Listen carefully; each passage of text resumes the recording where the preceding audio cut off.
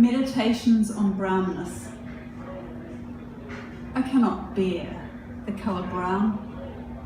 I dislike the murkiness of a spent tea bag staining the sink, of walls painted North Creek or Middlebury. The hue of sparrows fluffing their feathers in a pool of sandy dirt outside my kitchen window is disagreeable. Clothes and earthy tones depress me. They blur the place where the garment stops and my dark skin begins. I don't want to be lost in brown. Don't want to wear what I am. When faced with checking a box to declare my colour on an airline ticket form, say, or on my son's school race validation, I have two options, black or white. The choices do not include tan, chocolate, cafe au lait, a little sallow today, ashy when unmoisturised, or brick red after sun exposure. I do not desire brown. I have never loved it or hoarded it, the way some people crave scarlet or jade, collecting cherry scarves or green ceramic bowls. Maggie Nelson writes, and so I fell in love with a colour, in this case the colour blue, as if falling under a spell.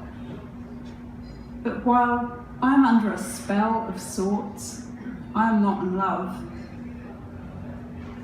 Yellow offers optimism, celestial blue hope, grey signifies melancholy, but brown offers no such clarity. It's a take it or leave it colour, a colour I step around. I wonder if my loathing disguises a denial of self, an objection to my own skin and hair and eyes, so I begin to confront the colour, seek it out, watch out for it in trees and stones and bodies around my city. I meditate on it in me. I ponder its aesthetic and the baggage it carries. Of course, brown objects are different than brown people, and most of the world's people are some shade of brown. We do not fit well with the binary of black and white. If I peer through the streaming shower into the fogged up mirror, my reflected skin is rich amber. Translucent honey when I turn to catch the light, filtering through the opaque bathroom window. Stippled darkly where water flecks and splatters. My belly is pulled vanilla. My arms cinnamon, bruising into damson on the wrists. My hair freshly brewed espresso. I admire myself, turning in the flow, appreciating the shine of skin, the gleam and warmth of my brown body. I like my hues. Outside of my skin, beyond it, I'm uncertain how my brownness is perceived by others. The rules are not spelled out. Wading into the pool of ethnicity and race, I cannot decipher the meaning and the ripples and eddies there. What indicates danger? What distrust? What kinship? In unfamiliar social settings, I navigate the shoals of etiquette cautiously, taking care not to run aground. One must be polite. But language games have indistinct parameters. There's no such thing as race, I'm told. Race is a social construct. Ethnicity is more important. I don't see colour. What are you? I'm bewildered by brown. I'm just going to skip a few bits in here. You can read the full essay in my book. When we were young, my siblings and I joked about our different shades. We told my freakly white sister that she was adopted, while she insisted I'd been dropped in the coal bucket when I was a baby. I hear the echo of 5-year-olds on the asphalt playground calling to me, "Brownie, hey Brownie." I was caramel to their pink and white marshmallowness. Our teachers saw our differences too and reinforced the colour divide in the classroom. The only other brown child there was Edward, who smelled musty and spoke in halting fractured vowels and blurred consonants. Blackboards lined the classroom, and Edward and I practiced our wavering cursive, shoulder to shoulder, conjoined by our skin colour. We were the only 2 children in the class who had to share a blackboard. We finished our practice coated in finely powdered chalk dust, ghosted replicas of our classmates. At university and in my career, I saw few people who looked like me. I really thought about my brownness until someone made me think of it.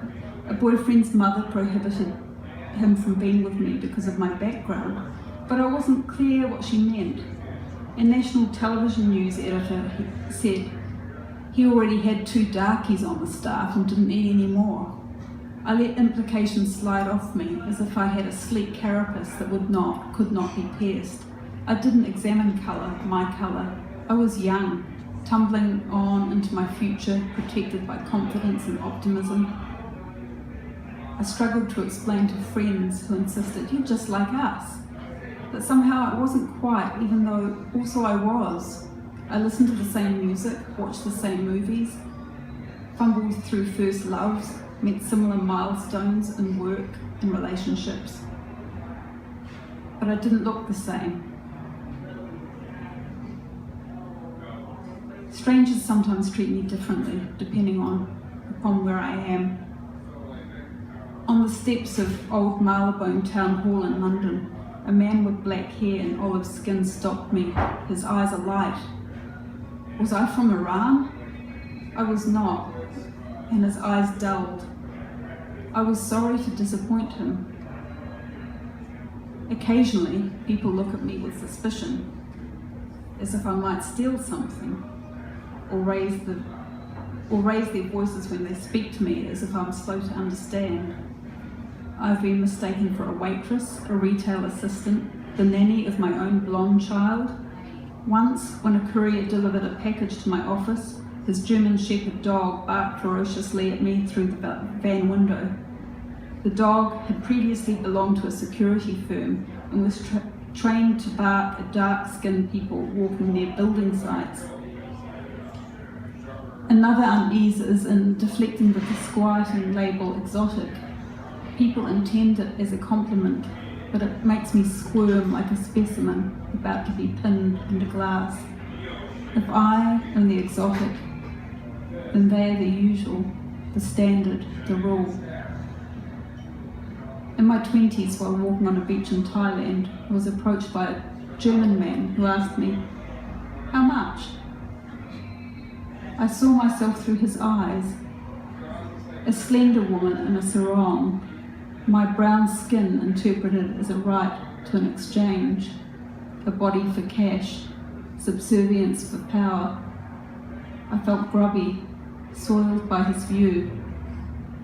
I understood very directly then that whiteness could see, often did see, brown is less than.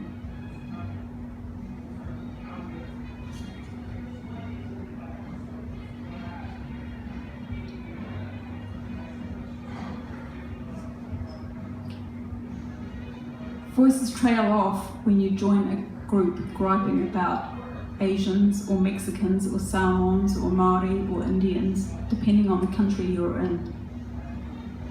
These animals, these cockroaches, are pushy, driving badly, not speaking English, living all together, writing signs in a foreign language, littering, shoplifting, mugging, breaching the border, taking our jobs, fucking our women.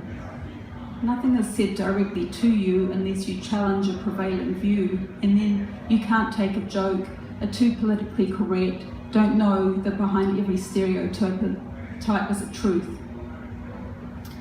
Scrolling down the comment section of a blog or a news article, I see what some folks say anonymously. I feel clammy and churny. They could be talking about me. I could be that animal.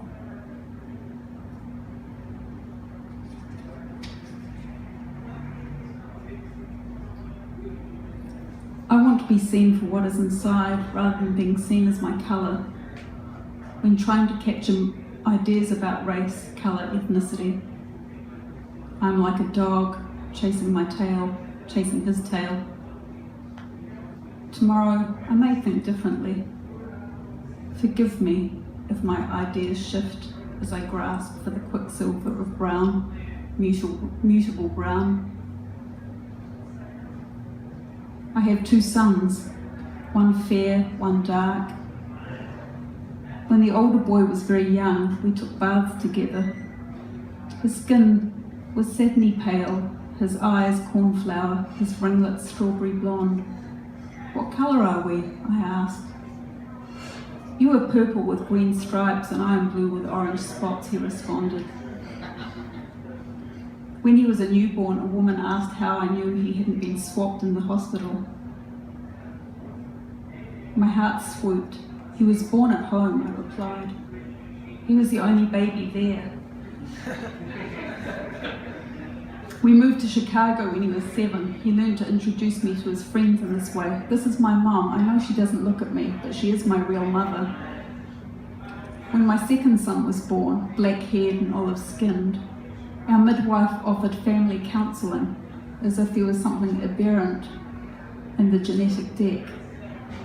I was bemused, as my own family of origin resembled the bloom from a packet of wildflower seed full of dazzling surprises in various shapes and colours.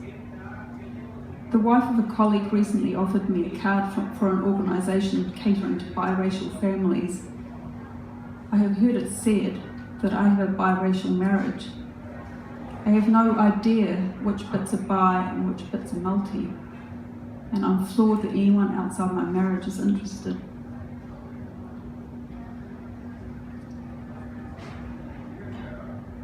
A student in my class said vehemently that he opposed biracial marriages. Yeah, fuck those students.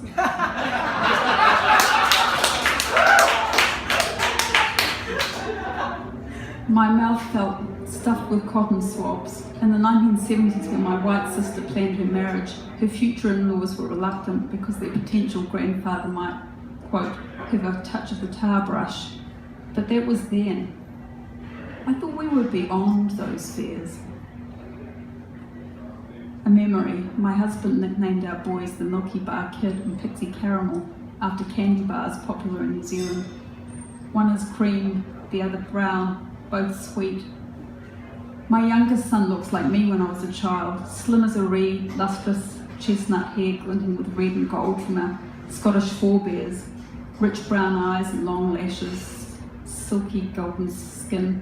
I have fallen in love with my son's topaz glow, his nuglies tan in summer. I worry about his brownness. He is lovely, funny and sharp as a tack. It pains me that he may be categorised, diminished or even hurt because of his tawny skin. I'm watchful.